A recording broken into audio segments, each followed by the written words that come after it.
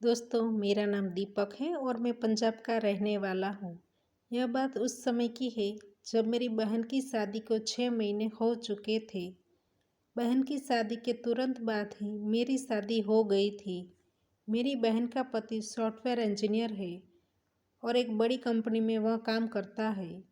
उसको शादी में 15 दिन की छुट्टी मिली थी। शादी अच्छे से निपट गई। फिर वह काम की वजह से कनाडा चले गए। इसलिए मेरी बहन अपने ससुराल में अकेले रहती थी।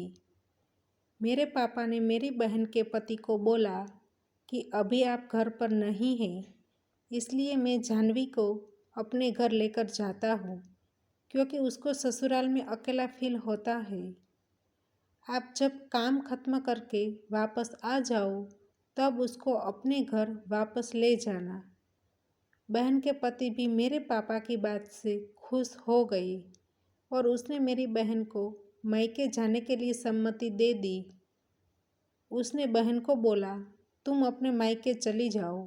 जब मैं काम खत्म करके वापस आऊँगा, तब मैं तुमको अपने घर वापस ले जाऊँगा। दोस्तों, मेरे घर में मेरे मम्मी पापा, मेरी पत्नी और मैं, हम 4 लोग रहते थे। अब मेरी बहन भी हमारे साथ रहने के लिए आ गई थी। वह बहुत ही सुंदर है और घर में सबकी लाडली है। घर के सब लोग उसको बहुत ही प्यार करते हैं और शादी के बाद तो उसकी इज्जत और बढ़ गई है। वह घर आने के बाद तुरंत ही मेरे कमरे में गई और अपना पूरा सामान मेरे कमरे में रख दिया और मेरे पलंग पर आराम करने लगी। मुझे लगा कि सब कुछ नॉर्मल है, शाम को वह दूसरे कमरे में चली जाएगी, इसलिए मैंने उसको मेरे कमरे में सोने दिया। फिर शाम का डिनर हो जाने के बाद भी वह मेरे कमरे में जाकर सो गई। रात के 11 बज चुके थे, फिर भी वह नहीं उठी, इसलिए मैं दूसरे कमरे में जाकर सो गया। ऐसे ही 4-5 दिन बीत गए। मैंने मेरी पत्नी रश्मिका को बुलाकर पूछा, क्या बहन हमारे कमरे में ही सोने वाली है? उसने कहा, मुझे कैसे पता, आप ही पूछ लो। मैंने कहा, मैं कैसे पूछ सकता हूँ?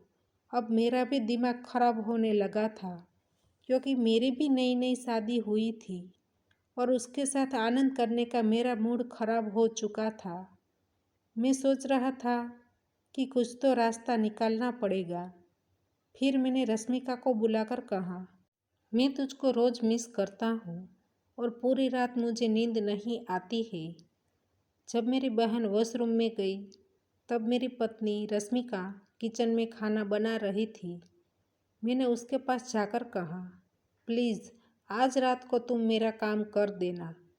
उसने कहा, रात को धीरे से आप कमरे के अंदर आ जाना। जब आपकी बहन सो गई होगी, तब आप मुझे मिलकर चले जाना। मैंने कहा, तुम ठीक कह रही हो, वैसे भी कमरे में अंधेरा होता है, इसलिए किसी को पता भी नहीं चलेगा। फिर मैंने कहा, तुम मुझे यह बताओ कि तुम कौन सी साइड सोती हो? उसने कहा, मैं दरवाजे की साइड सोती हूँ। मैंने कहा, ठीक है, तुम वैसी की वैसी ही सोते रहना, मैं आ जाऊँगा। फिर जल्दी जल्दी काम खत्म करके वहाँ से चला जाऊँगा। आज रात को मैं अपनी पत्नी को मिलने जाने वाला था। शाम को खाने के बाद सब लोग सो गए थे। अकेला मैं ही जग रहा था।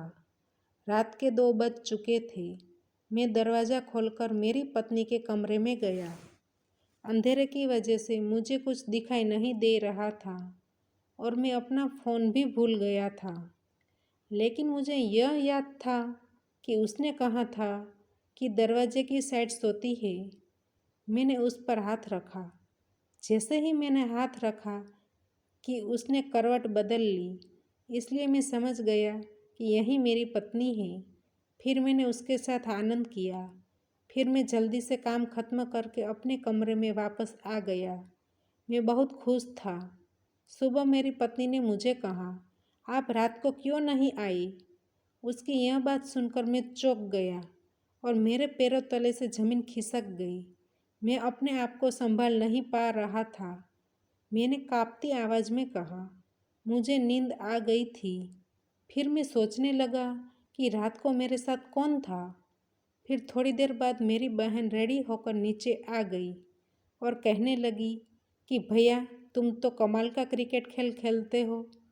फिर हम रोज़ ही क्रिकेट खेल खेलने लगे। फिर एक दिन ऐसा हुआ कि अचानक मेरी पत्नी नींद से जाग गई और वह मुझको वहाँ देखकर चौंक गई। फिर हम तीनों मिलकर क्रिकेट खेल खेलने लगे। तो दोस्तों, हमारी कहानी यहीं पर समाप्त होती है। आपको कहानी पसंद आई है तो वीडियो को लाइक करें और शेयर करें, और चैनल पर नए हैं तो चैनल को सब्सक्राइब करें, और हाँ, नोटिफिकेशन बेल को ज़रूर दबाइए ताकि आने वाली अगली अपडेट आपको सबसे पहले मिल सके। धन्यवाद।